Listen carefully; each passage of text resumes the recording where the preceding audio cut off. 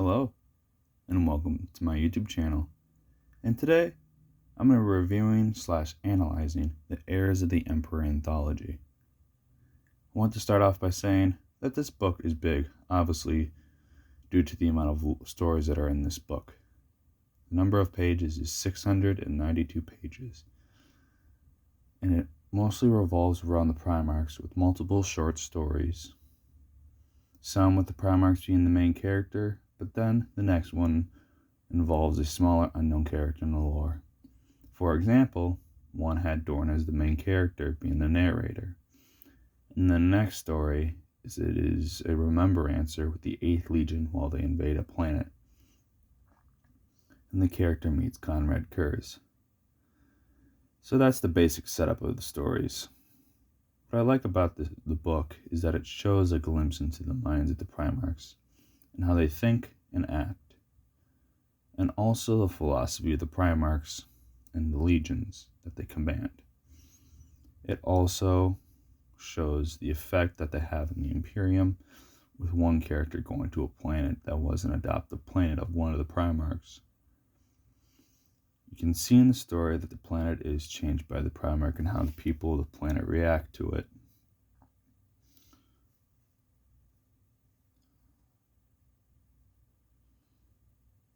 Also, the amount of pressure that the ties of the Imperium has on the planet. Also, it shows more how the Imperium was built during the Great Crusade. But then some stories happened during the time of the Horus Heresy, and one that involves the Siege of Terra and its preparations of the traitors. But now, to get to the review of it, I would like to give it an 8 out of 10 due to the amount of lore that I read during the book. But some of the short stories have some problems if you have read a Space Marine book. It involves a lot of bolter fire and a plot armor for the Space Marines. This book still relies around the Primarchs during the Great Crusade and Horus Heresy, and sometime after the Siege of Terra, with a couple of the Primarchs keeping the Imperium together after the Heresy, and as well as the Siege. Here's some short things I like about it. I definitely like the Alpha Legion after this because of the way they infiltrate the enemy, how they take out the leadership of a planet. Then I found out that I love the Night Lords even more because they seem bad, but then they may be skinning people alive, but it's a lot better than destroying a planet's infrastructure, killing a bunch of loyal citizens that could be effective. Also, the book goes into detail of how it explains more of the Primarchs and the legions that are under them. It's really cool how the writers of the stories have created unique factions within the Adeptus Astartes. Also, it shows the tension between some of the brothers, but that is in some of the stories. But in the end, it all leads to the Horus Heresy and the entombment of the Emperor on the Golden Throne. It also mentions the Lost Primarchs, which is cool because we never really hear much about them in the lore, and it's actually nice to see a couple of the Primarchs react to them. But now to the cons of the book. One problem I have is that the battle scenes that they have are the same, where the Space Marines show up, kill a bunch of enemies with them taking a couple of scratches, and then leaving the planet to be rebuilt, which is fine if you like that kind of story. I haven't read many Warhammer books with Space Marines in it. But some people think that this stuff is good for Warhammer because it is Warhammer, and the big selling point is the amount of war and destruction that is in the series and the extended lore of the other races. Also, another problem that I have with the stories is that they don't really explain much about the legions in some way. Like, they don't go into detail of like their tradition, not much about their traditions, but like the deeper message of it it's just mainly about the Primarchs and their flaws and how they conduct war. But then in the end, it just gives a lot of exposition. But I might have to read through it again and analyze the minor details of the stories. So that is my review of the Heirs of the Emperor. And now I'll be going over spoilers of the Heirs of the Emperor. So now I'll tell what we can learn from it. Now this is the part where I explain the lessons of the Heirs of the Emperor and what we can learn from this book in real life. I know it sounds weird and crazy, but hear me out. Starting off with a common theme I see in the Warhammer universe is that a lot of characters are fighting a loser battle. But nonetheless, they carry on the fight, and sometimes they come back and win in the end, but they lose a lot before that happens. I see that no matter how bad the circumstances, no matter how the outcome is, you fight like it's your last. No matter if it's an addiction, a bad rocky relationship, or doing daily tasks that you don't want to do, but keep moving on. If something is unwinnable, then pull your energy back and think about it, or abandon the issue if you can, and move on to something else. But you must have some fights that are worth it, like a bad habit or an addiction, because that'll carry you with you forever if you don't deal with it. But you must have a plan on how to tackle that fight. From those successful plans, and you'll get stronger and be able to win future issues that are similar in your life. Also, no matter how bad a life you had, you will feel better finding a worthwhile thing to fight for. For example, if you're scared to talk to people, just say hi to a cashier at a shop and ask how they are.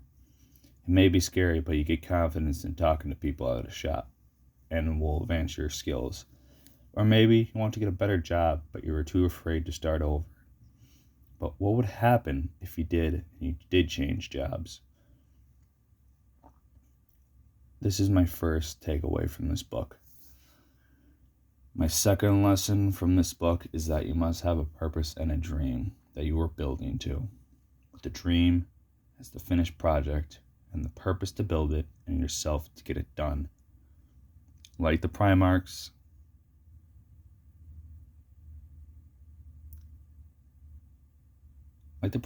they all have a dream after the crusade, and their purpose is to fight for the dream that they want. They all have different dreams because they're different from each other. They have different strengths and weaknesses. Having a purpose drives us to be better people and to not make the same mistakes our past ancestors have made. I found purpose in being helpful to people, and by making this channel, I can take lessons from the Warhammer universe to make me a better person. But I won't take it too seriously, because we're not in the Warhammer universe, because we don't have the same struggles, but we have a common goal and to learn on how to be a better society and a better species. Reading this book shows what the Primarchs are in some way, but not their true form. Conrad, for example, had a twisted sense of justice that wouldn't suit our present society, or even his society, because fear creates obedience, but not loyalty, and skinning people alive and broadcasting and screaming over the vox nets of the planet doesn't work either. He thought that was the right choice, to be the monster and the sinner, and to make people fear him. But that was his choice. He had multiple paths to go down, even though he saw the future. He went down that path that caused him to die. But that seems to be better than destroying an entire infrastructure of a planet and committing mass extermination of its people just for compliance and unification.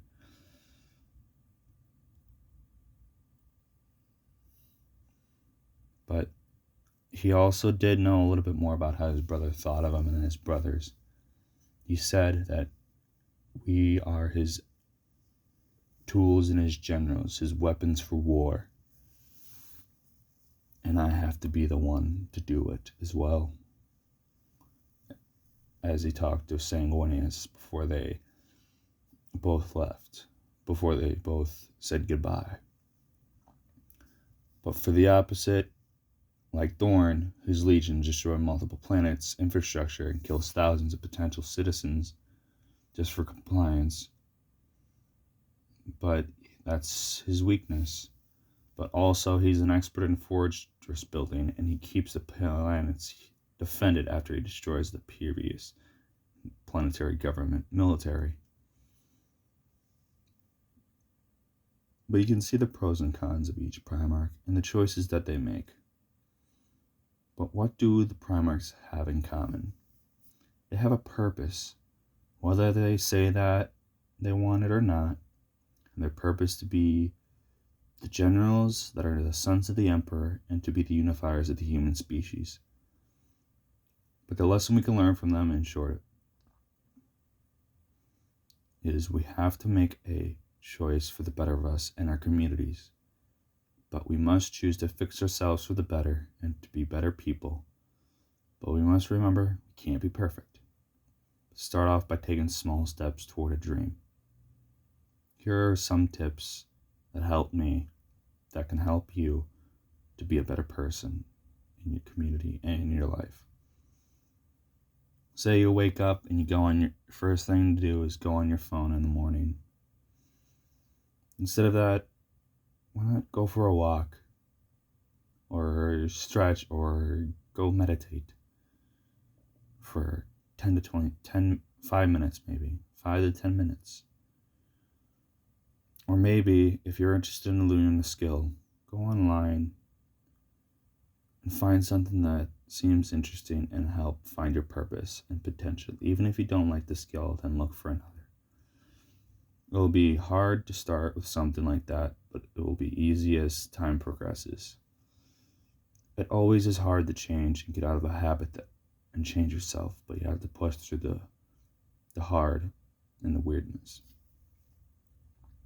Also, if you're not in the greatest shape, go work out, do some push-ups, go to get a membership for a gym, do what you need to do to feel great in your body.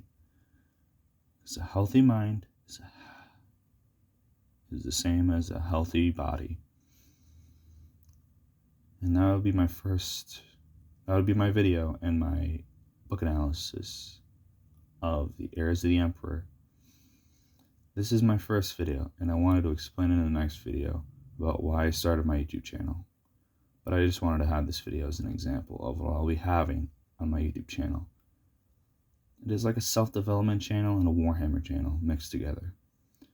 So we can learn on how to change our lives and have a universe that I like to read about. And I hope you like it as well. So thank you for watching my review and analysis of this book. If you like the video, please hit the like button and subscribe to my YouTube channel. And this is Historica Vertica signing off.